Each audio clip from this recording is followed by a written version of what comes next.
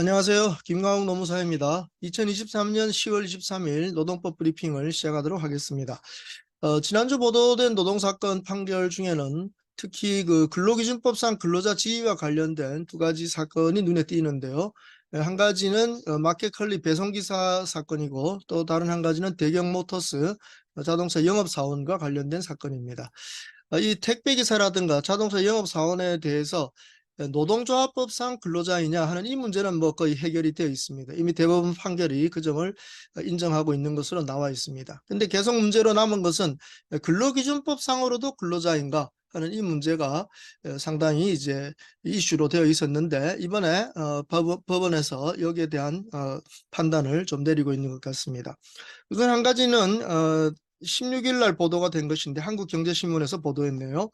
지난 7월 23일 날 나온 서울행정법원의 판결입니다. 그 판결에서 마켓컬리의 배송기사 새벽 배송을 위주로 하는 그 배송기사가 새벽에 배송을 가다가 중앙분리대를 들이받으면서 중상을 입었습니다. 그래서 이제 요양급여를 신청했더니 근로복지공단에서는 근로자가 아니다. 근로기준법상의 근로자가 아니라는 이유로 그 요양급여를 거부를 한 것이죠.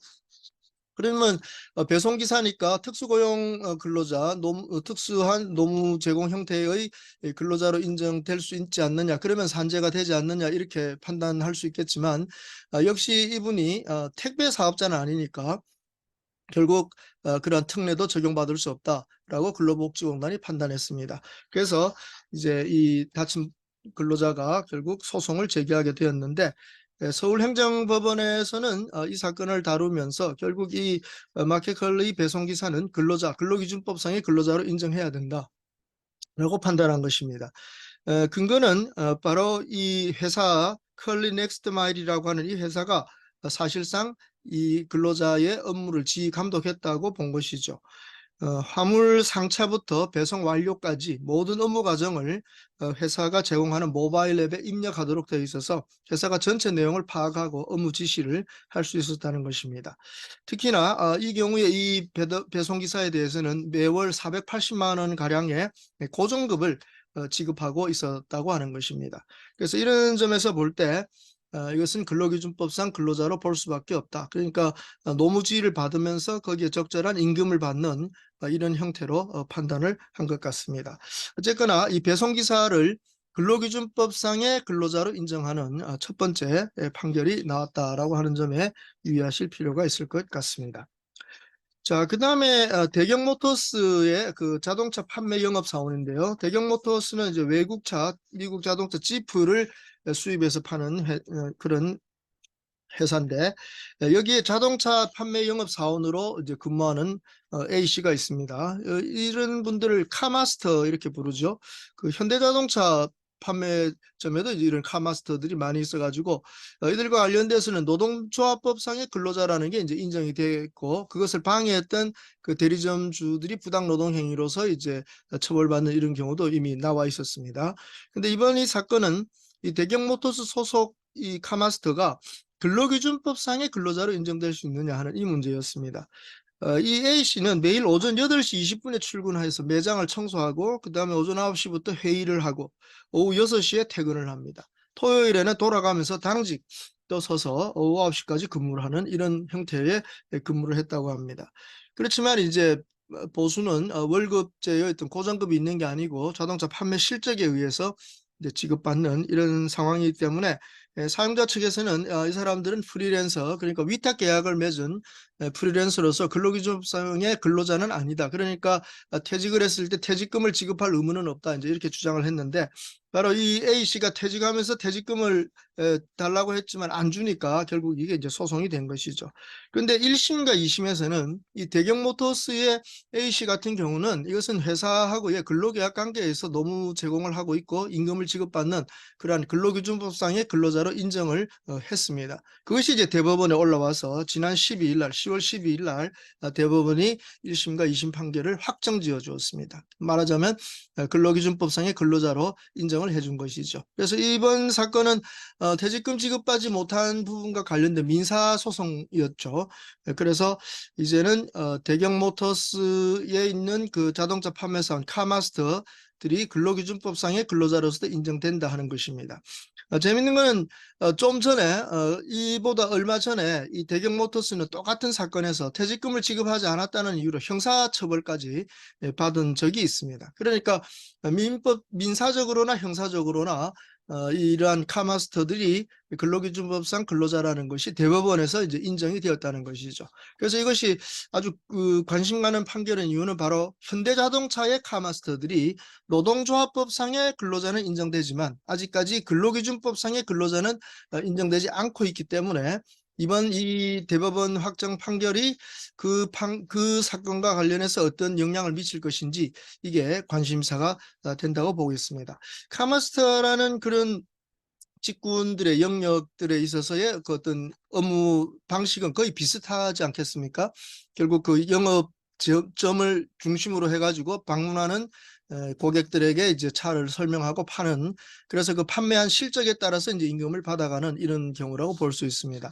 앞에 보셨던 마켓컬리 배송기사의 경우는 고정급이 480만 원 있었다는 건 아주 좀 특이한데, 보통 그런 배송기사들도 배송 한 건에 대해서 얼마씩의 수수료를 받는 그런 식의 그 어떤 보수 체계를 갖고 있는 게 보통이죠. 그래서 사용자들로서는 위탁 계약을 맺었다, 배송 위탁 계약을 맺었다고 하고 수수료를 지급하는 것으로 해서 프리랜서의 때는 어떤 소득세를 갖다가 원천 징수하는 이런 식으로 처리를 한 것입니다.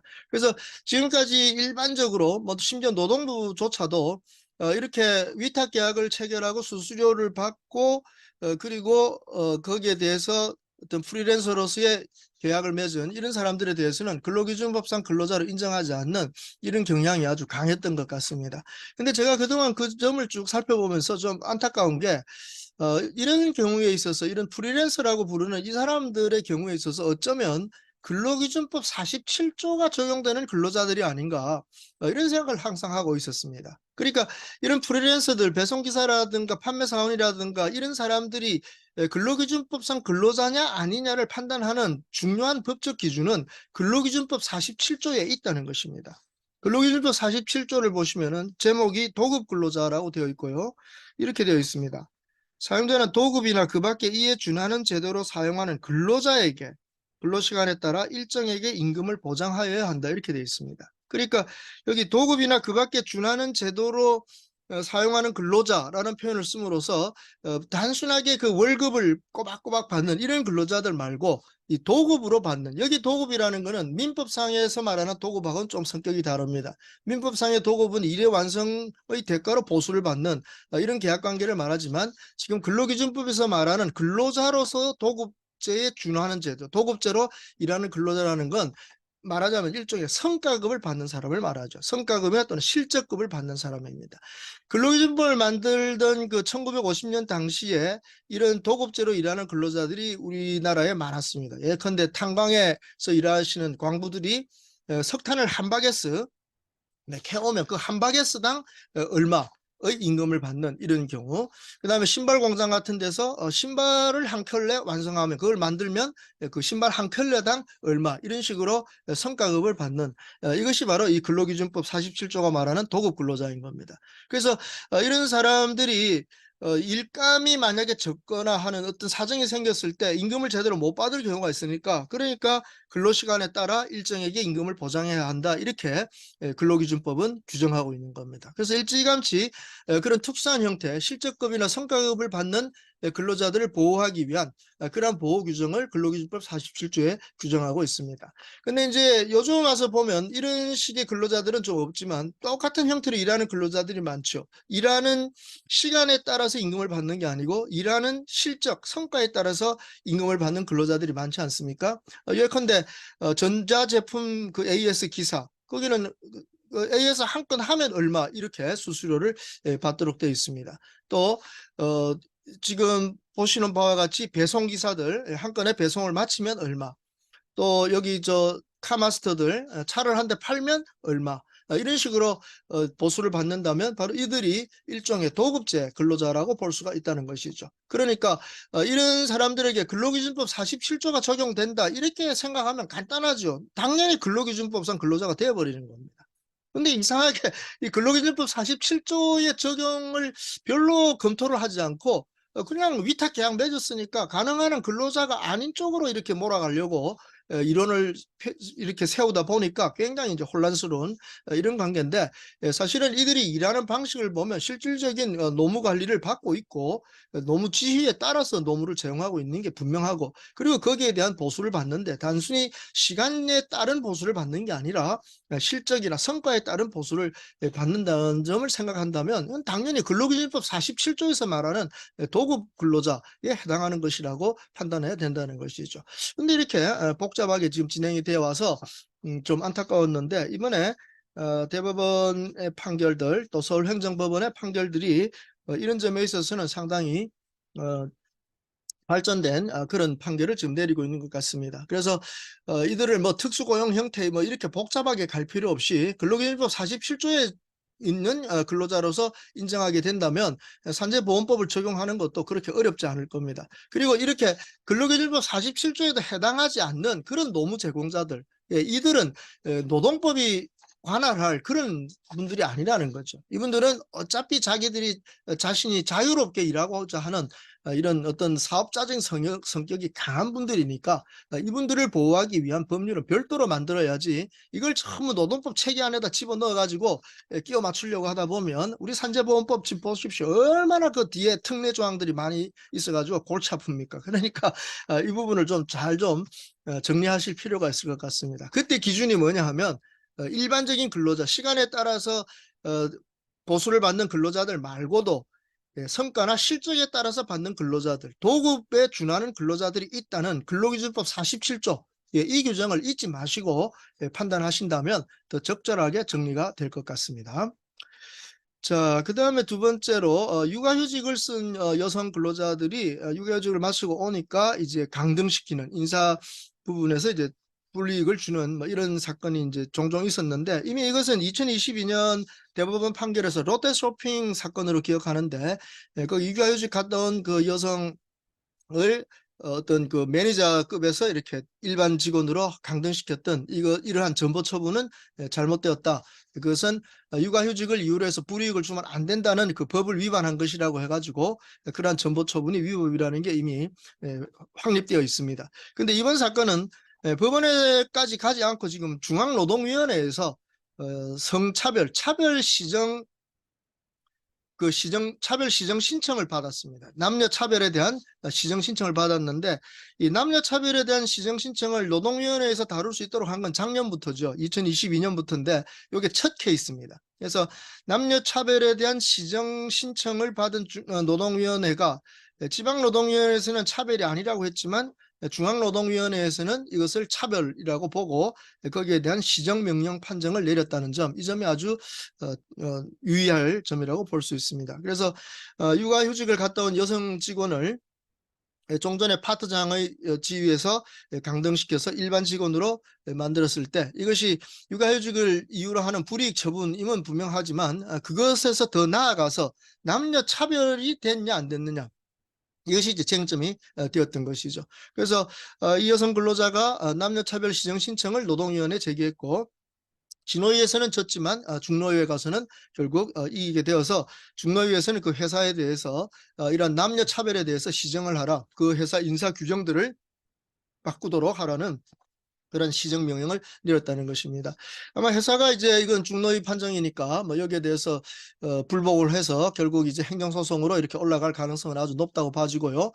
그렇게 된다면 이제 법원에서도 이 문제를 이제 다루게 될 것입니다. 그래서 이러한 육아휴직을 갔다 온 여성들에게 어떤 인사상의 불이익을 주는 것이 단순한 육아휴직을 이유로 하는 불이익으로서의 위법뿐만 아니라 그것이 남녀 차별에도 해당하는가 하는 이런 점에 대한 이슈가 곧 이제 법원에서 해결해야 될 이런 상황인 것 같습니다. 어쨌든 육아휴직자에게 자꾸 이렇게 인사상의 불이익을 주게 되고 차별을 하게 이렇게 되면 육아휴직을 잘 안 가려고 하겠죠.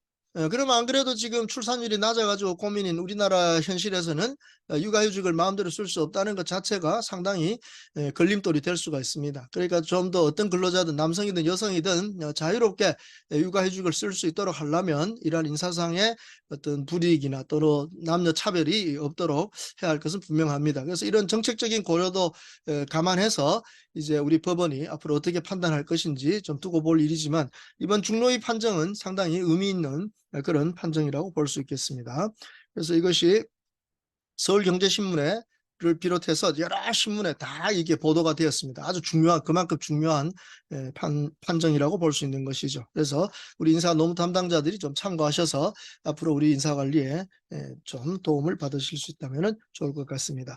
자, 오늘 이렇게 두 가지 근로자 지위와 관련된 특수 고용 형태의 근로자들, 배송기사라든가 자동차 영업사원 같은 이런 특수한 근로자들의 근로기준법상 근로자 지위를 다루는 데 있어서 이제 법원도 이것을 근로기준법상 근로자로 인정하기는 시작했지만 제 생각은 전에부터 이런 분들은 근로기준법 47조에 나오는 이 도급에 준하는 근로자로 이미 일찌감치 근로기준법상 근로자로 인정되었어야 한다 하는 이 점을 제가 감히 말씀을 드리겠습니다. 이건 앞으로 우리 판례 같은 데서도 상당히 강력하게 작동할 수 있는 그런 법조문이라고 보고 법에 이미 명백하게 되어 있고 이걸 위반하면 500만 원 벌금까지 물게 되어 있는 강행 규정입니다. 그러니까 이 규정을 잊지 마시고 인사관리를 하시는데 좀 유의하실 필요가 있겠습니다. 그래서 특히 프리랜서라고 위탁계약했다고 근로자로 취급 안 하려던 회사, 뭐 퇴직금 안 주는 거 뭐 이런 부분들 이건 앞으로 좀 많이 개선돼야 될 부분들이 있지 않겠는가